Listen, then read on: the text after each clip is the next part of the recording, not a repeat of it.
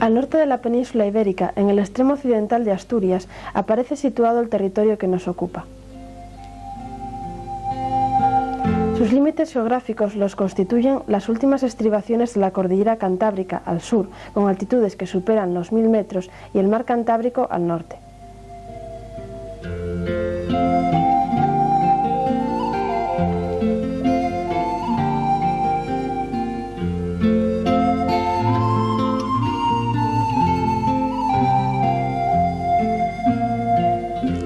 Los ríos Navia al este y Eo al oeste marcan respectivamente los límites oriental y occidental.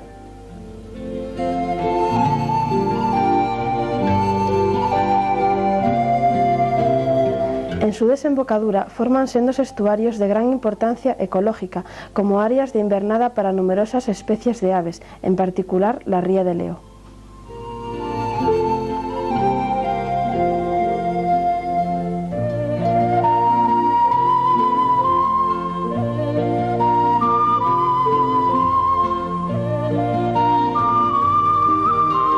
Abierto a las borrascas atlánticas por situación geográfica y la disposición del relieve, que constituye una barrera a las mismas, confieren a este territorio un clima templado, húmedo, de marcada estacionalidad, con áreas de fuerte termicidad en el fondo de los valles.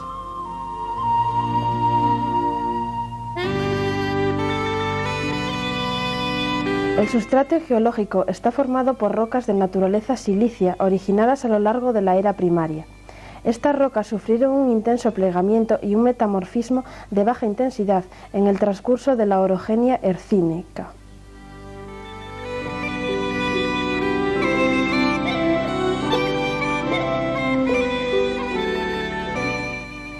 La formación de la cordillera Cantábrica durante la posterior orogenia alpina supuso el levantamiento del territorio y la aparición de amplias superficies planas que fueron profundamente excavadas por la red fluvial durante el Terciario. El resultado fue la aparición de un conjunto de sierras con cimas de relieves suaves, aisladas por valles profundos y estrechos, en cuyo fondo discurren cortos ríos de pendiente acusada.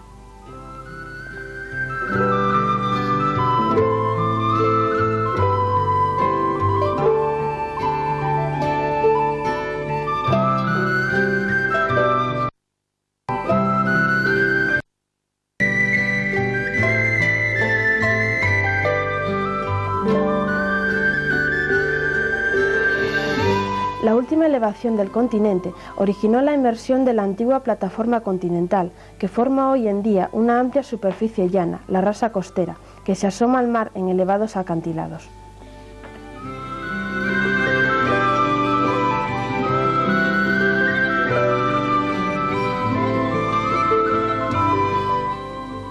Las sierras han sufrido una intensa transformación a lo largo de la historia. Su uso tradicional como zonas alternativas de siembra de cereales, obtención de camas para el ganado y pasto para ovejas, caballos y vacas supuso la desaparición de los bosques primigenios, que han sido sustituidos por matorral.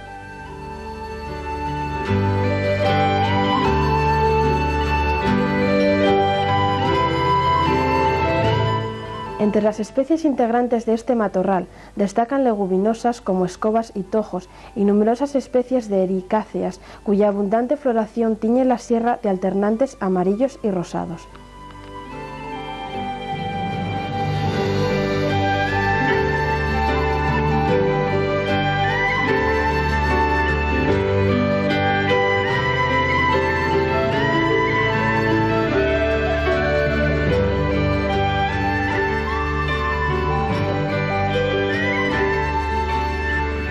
Son frecuentes las zonas encharcadas donde aparecen orquídeas, juncos y otras especies ligadas a estos ambientes de turbera.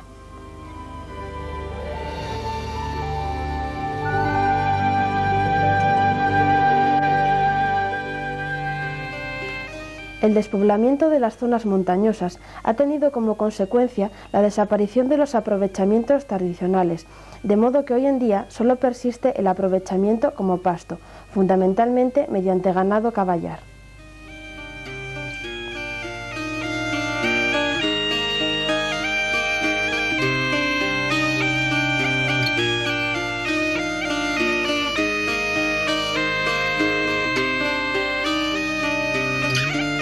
La amplia cabaña de caballos que pastan libremente constituyen la base alimenticia del último gran predador salvaje del territorio, el lobo. Enemigo secular del ganadero, ha sido perseguido con todos los medios posibles: cepos, batidas, venenos, captura de camadas, por lo que se ha vuelto tremendamente esquivo y, aunque presente en la actualidad, resulta muy difícil de contemplar.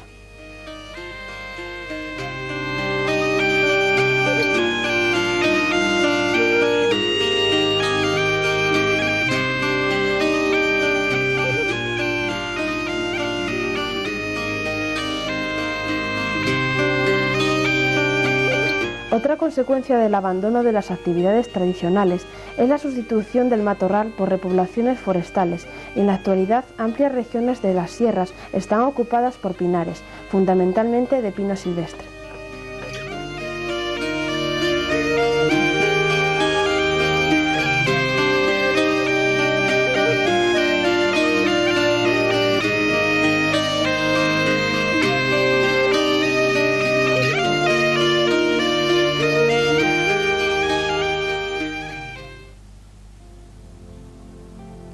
Los valles han sido los lugares tradicionales de ocupación humana, de ahí que sean el lugar de asiento de pueblos y aldeas, alrededor de los cuales se localizan las tierras de cultivo.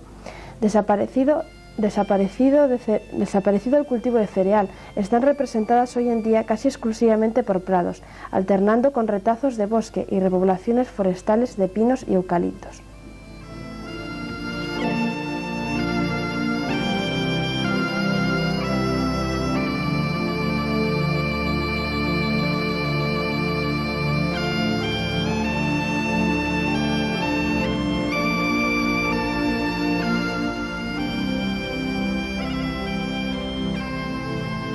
Los bosques originales están representados por las formaciones caducifolias típicas del bosque atlántico. El aprovechamiento histórico para obtener madera, leña o carbón vegetal determina que en la actualidad sean frecuentes los bosquetes aislados en los que difícilmente se encuentran grandes ejemplares. Los mejores bosques se encuentran en aquellas laderas más empinadas e inaccesibles, y es ahí donde podemos hacernos una mejor idea del bosque original: amplios robledales con árboles de elevado porte y un sotobosque claro. Los robledales constituyen las formaciones climáticas del territorio, aunque en la actualidad se trata casi siempre de bosques rejuvenecidos por la tala, el aprovechamiento de leñas y, antiguamente, la obtención de carbón vegetal. Dominados por el carballo, incluyen un sotobosque de bajo porte, con acebos, arándanos, ericáceas, helechos y un suelo de abundante hojarasca, consecuencia de su carácter caducifolio, una perfecta adaptación a la estacionalidad climática.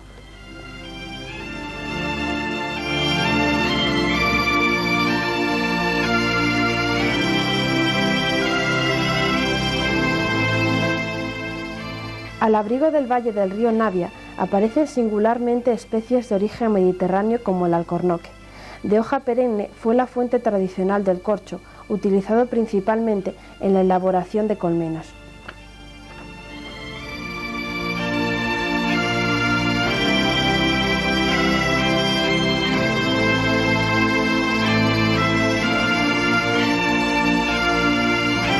La fauna más característica de estos bosques la constituyen numerosas especies de aves y mamíferos de mediana talla que se ven beneficiados por la parcelación del paisaje con su alternancia de bosques, matorrales, prados y tierras de labor. Particularmente abundantes son jabalíes y zorros y, en menor medida, mustélidos como el tejón, la garduña o la comadreja.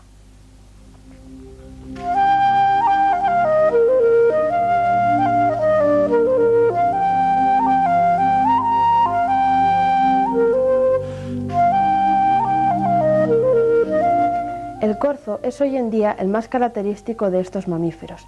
Perfectamente adaptado al bosque gracias a su pequeña talla, lo que le permite desenvolverse con soltura, es también uno de los más abundantes.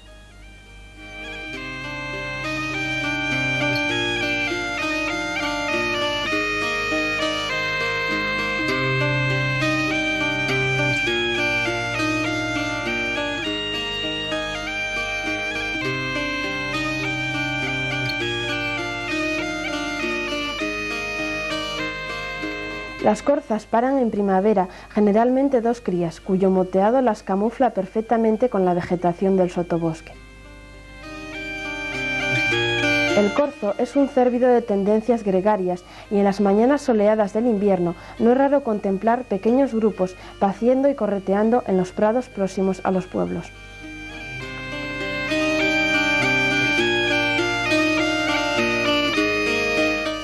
Los prados son formaciones herbáceas de carácter artificial que se mantienen por el pastado continuo del ganado doméstico y sobre todo por la siega de la hierba para la obtención de heno a principios de verano. Hoy en día es el aprovechamiento agrícola más extendido, habiendo ocupado además las partes del terrazgo antaño situadas al cultivo del cereal.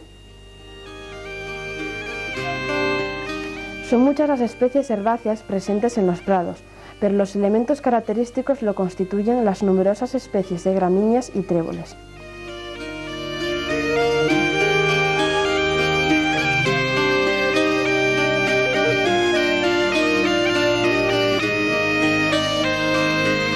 En el fondo de los valles nos encontramos ríos muy encajados y sin apenas vegas, orlados por estrechos bosques de ribera con predominio de alisos y avellanos.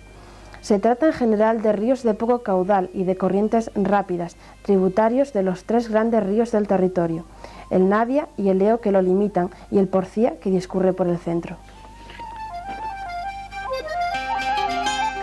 El río Navia es el más importante de todos y uno de los de mayor longitud de toda la cornisa cantábrica.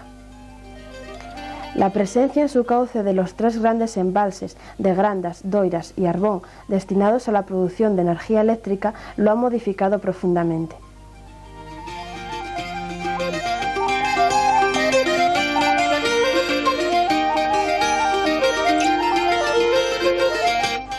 Pese a ello, mantiene buenas poblaciones de truchas y de su depredador natural, la nutria. Este mustérido de cuerpo fusiforme, perfectamente adaptado a la natación, mantiene poblaciones abundantes en todos los ríos del occidente de Asturias, incluidos los pequeños arroyos costeros.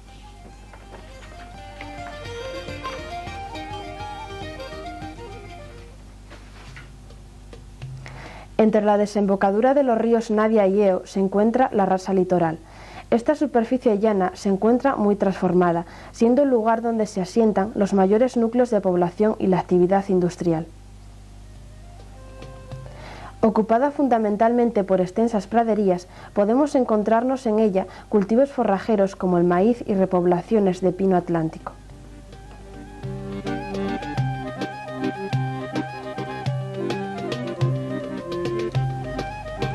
Los espacios libres más próximos al mar están ocupados por un matorral similar al que aparece en las sierras, pero mucho más compacto y con mayor presencia del tojo. La rasa termina abruptamente en un escarpado acantilado en cuya proximidad son frecuentes los pequeños islotes, lugares de nidificación para las aves marinas. La gaviota patiamarilla es la más abundante de todas, con colonias que superan el centenar de nidos. Especie oportunista en franca expansión, lo que la ha llevado a anidar sobre los tejados de algunas villas costeras. El cormorán moñudo mantiene igualmente importantes colonias en el occidente asturiano, pudiendo cifrarse en unas 100 parejas, las que habitualmente se reproducen en acantilados e islotes. La tercera de las aves marinas que podemos encontrarnos es el ostrero. Este conspicuo limícola de contrastado plumaje negro y blanco, dotado de un largo pico rojo adaptado a la captura de lapas y mejillones, mantiene en el occidente asturiano uno de sus escasos lugares de nidificación de toda la península ibérica. Alrededor de 10 parejas se reproducen anualmente en los islotes próximos a la costa, pero la depredación de las gaviotas y las molestias humanas hacen que difícilmente algún pollo llegue a volar.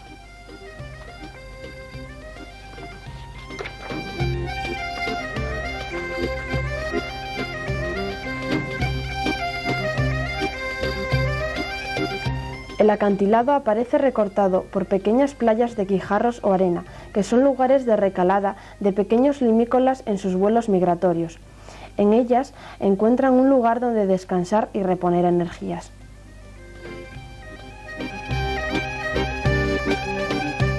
Son particularmente abundantes los bulepiedras y los correlimos tridáctilo y común, a los que es fácil descubrir alimentándose ávidamente entre los restos de la ribazón.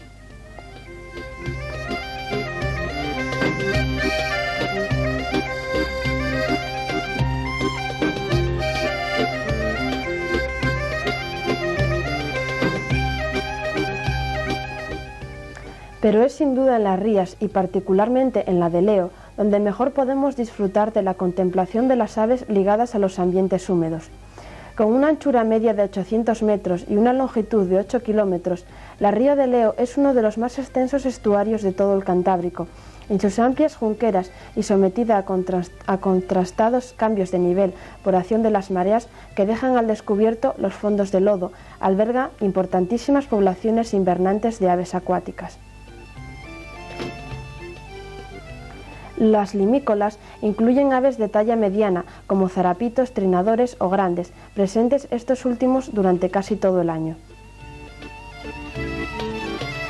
Agujas colinegras y colipintas son invernantes corrientes, así como distintas especies de archivedes.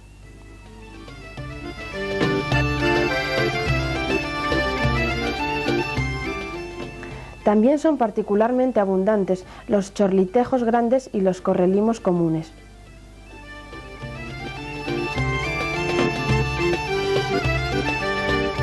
Aves como colimbos, alcas, charranes, garcetas y garzas son también frecuentes, al igual que gaviotas sombrías, reidoras y gaviones.